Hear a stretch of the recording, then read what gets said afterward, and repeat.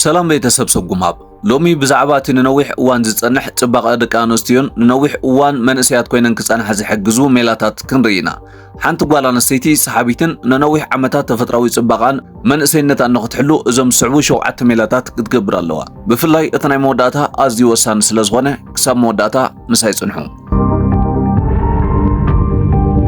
ቀዳማይ ጥዑይ ኣመጋግባ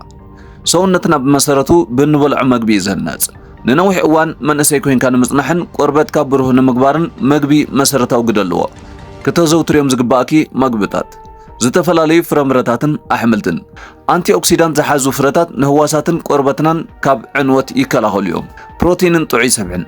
ኣቮካዶ ንጹህ ዘይቲ ከምኡውን ዓሳ ምምጋብ ንወዝን ልስላሰን ቆርበትና ኣዝዮም ኣገደስቲ እዮም ኣሉታዊ መግብታት ብዙሕ ሽኮር ዝተመልኦ መግብን ፕሮሰስ ዝተገብረ ወይ ናይ ፋብሪካ ነገራትን ንኮላገን ናይ ቆርበትና ስለ ዝጸልዎ ቁልጡፍ ኦርጋን የስዕብ ስለዚ ናብቲ ተፈጥራዊ መግቢ ምምላስ ቀዳምነት ክወሃቦ ይግባእ ካልኣይ ብዙሕ ማይ ምስታይ ንኣካላትና ጥራይ ዘይኮነስ ንቆርበትና ኣዝዩ ወሳኒ እዩ ቆርበትና ካብ ማይ ዝተሰርሐ እዩ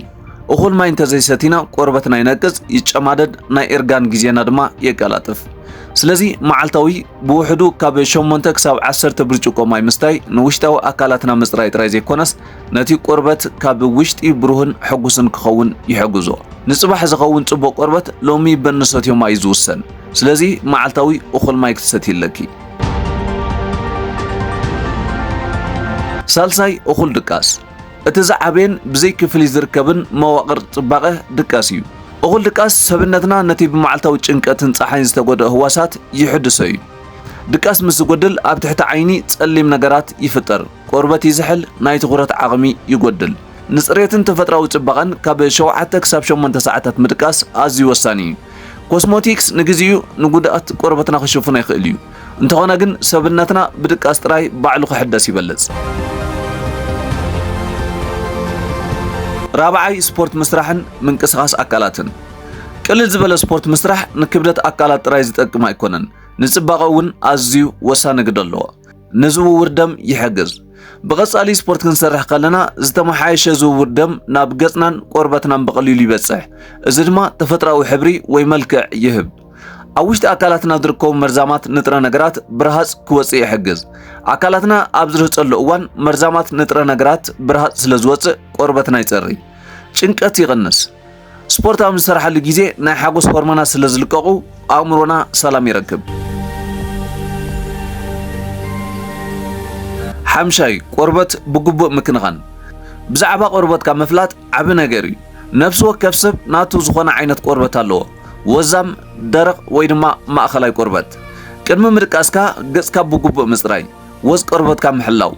ካብ ፀሓይ ምክልኻል ብርሃን ፀሓይ ንቆርበትና ስለ ዘጥቅዖ ንቆርበትና ሰንስክሪን ምጥቃም ኣዝዩ ወሳኒ እዩ ጽቡቕ ቆርበት ብዕድል ጥራይ ዘይኮነስ ብክንክን ይዝመጽእ ሻድሻይ ጭንቀት ምቁጽጻርን ሰላም ኣእምሮ ምሕላውን ኣእምሮን ኣካላትን ሓደ እዮም